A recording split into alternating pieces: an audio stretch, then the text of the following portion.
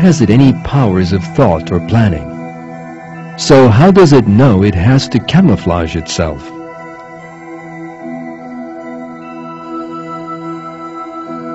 The crab uses the same technique as soldiers do in order to camouflage themselves. It sticks branches and leaves over itself. How has the crab learned this method of camouflage?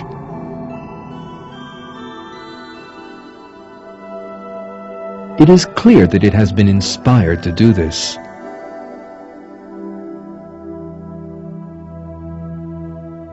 There is no doubt that it was Allah who created all living things from nothing, who has created the crab and endowed it with this intelligent method of protecting itself.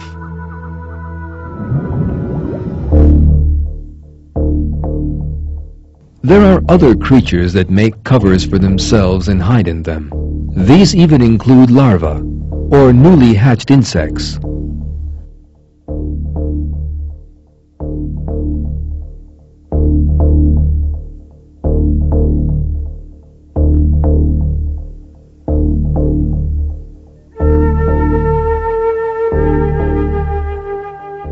This walking mosaic is nothing other than a larva. The covering it carefully makes by placing tiny stones on itself affords it perfect camouflage.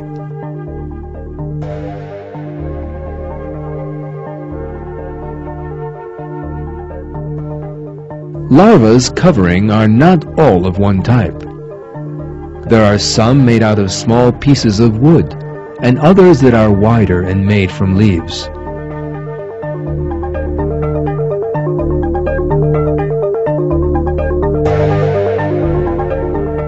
These creatures are tiny caterpillars that have newly hatched, possess no reason or consciousness, and know nothing about the outside world. So, why do they load stones onto their backs and carry them around?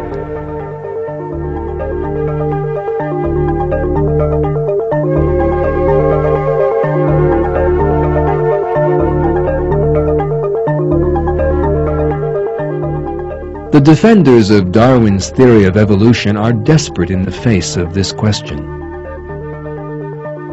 One of these, the German Heumar von Dittfurth, makes the following comment regarding the intelligent behavior of caterpillars in his book, In the Beginning Was Hydrogen.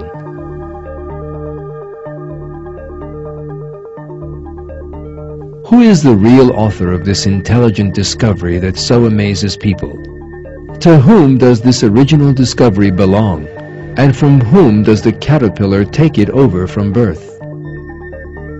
We have to accept that these are methods that only an intelligent human being could resort to in order to survive. Whereas, it is out of the question for a caterpillar to design such a plan, and for it to carry it out.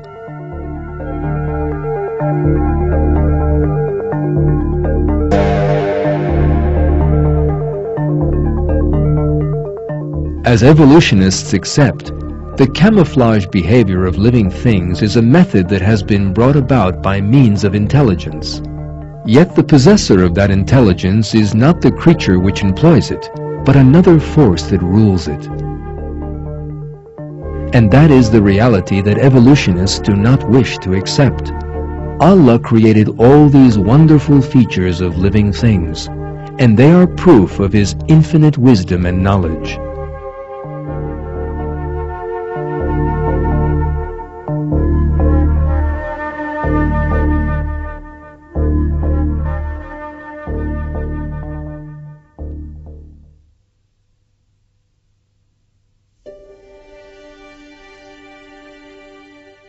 As we shall see shortly, the golden bird's skill in camouflage, its acting abilities, its courage, and its self-sacrifice astonish people. This bird, which lives in Patagonia, makes its nest in open grassland.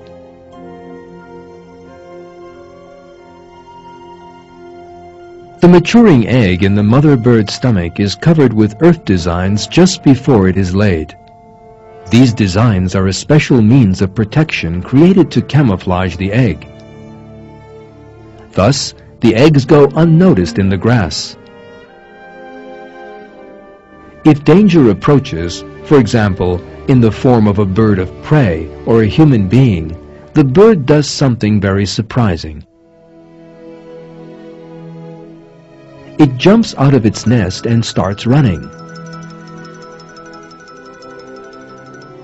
and then imitates a wounded bird with a broken wing in the grass. If the stranger heads towards it, the bird runs off again.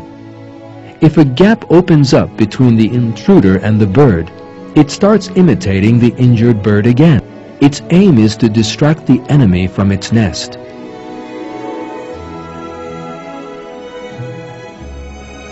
When the danger has moved far enough away, the act comes to an end, and the bird flies back to its nest.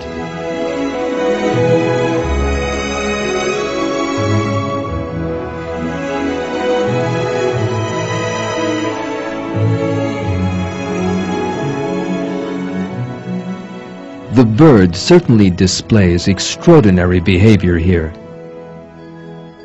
It is a huge self-sacrifice for a tiny bird to endanger itself for its young. The theory of evolution certainly does not account for this self-sacrifice. At the basis of Darwinism lies the assumption that every living thing is self-centered.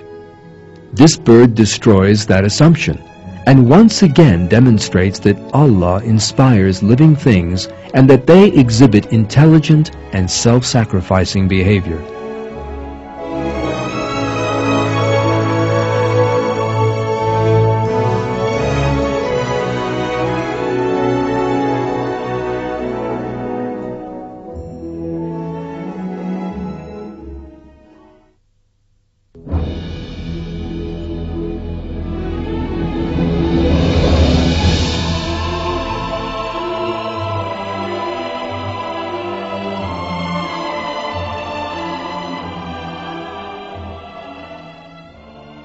The more we study nature, the more the same truth emerges. Living things possess such well-designed and complex structures that they totally invalidate the theory of evolution's claim of their coming about by chance.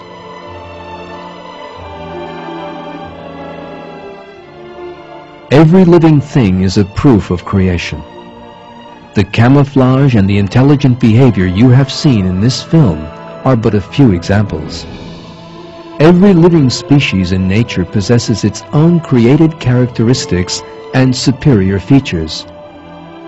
The author of all this magnificent creation is Allah, the Lord of the earth and the heavens, and all that lies between.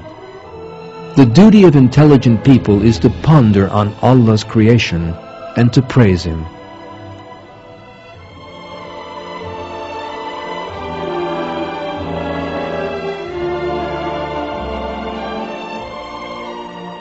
In a verse in the Quran, Allah says, "All praise belongs to Allah, the Lord of the heavens and the Lord of the earth, Lord of all the worlds.